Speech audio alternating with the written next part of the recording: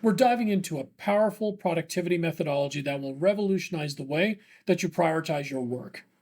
The Eisenhower Matrix is a simple and effective tool that helps you prioritize and categorize your tasks based on their importance as well as their urgency. It consists of 4 quadrants, which each has a specific focus to help you determine what work you should be doing and how you should be doing it.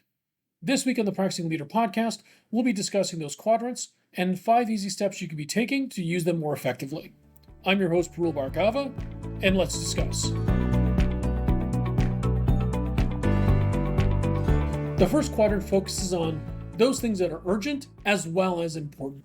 These would be things that would be your top priorities and require immediate attention.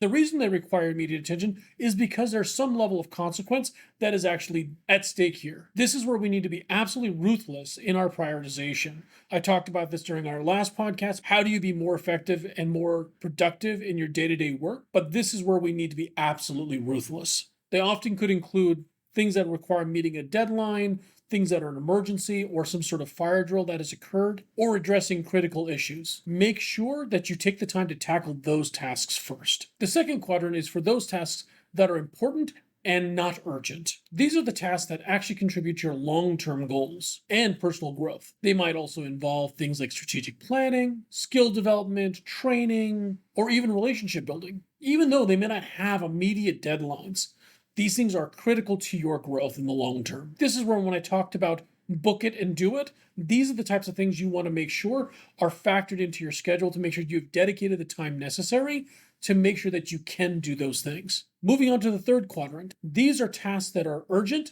but not important. Some examples of that would be interruptions, unnecessary meetings, or responding to unimportant emails. These are tasks that often distract us from our primary goals and eat up time without even you thinking about it. They tend to be the types of tasks that also do not add up to much value. While they may seem urgent, they do not contribute significantly to your long-term goals. Wherever you can, minimize these tasks as well as delegate them out if you can. Lastly, we have the fourth quadrant. These are neither urgent nor are they important. These are the time wasters and distractions we should avoid. It can be mindless scrolling on social media, it could be watching TV, it could be other non-essential types of activities. Be mindful of how you spend your time and try to minimize this category as much as you can. Now that we understand the quadrants, let's jump into the steps that you can use to implement this in your day-to-day work. Step 1, list all the tasks or projects on a sheet of paper or some other digital tool. This will give you a clear overview of all the things that you have on your plate so that way you can best take care of the rest of this exercise. Step 2,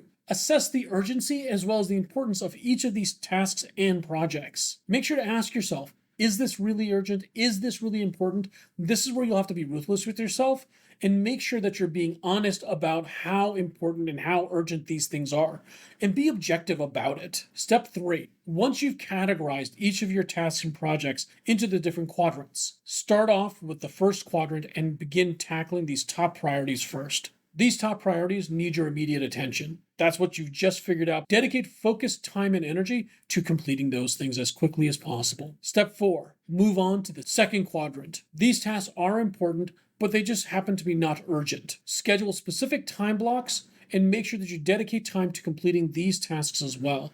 This goes back to the last podcast where I talked about book it and do it. By scheduling time blocks for yourself, you'll make progress towards your long-term goals. And then step 5, move to the third quadrant and figure out a way to be able to minimize or delegate those tasks out. Identify ways for you to be able to streamline and or eliminate those tasks completely. This will free up time for you to be able to focus on the quadrants 1 and 2. When I think about tasks in the third quadrant, I'll quote a great philosopher, Snoop Dogg, drop it like it's hot. Now this last quadrant, whatever you can do to just avoid these altogether. Avoid the time-wasting activities, focus on what truly matters. You've gone through the time to go through and prioritize and determine which things are urgent, which things are important.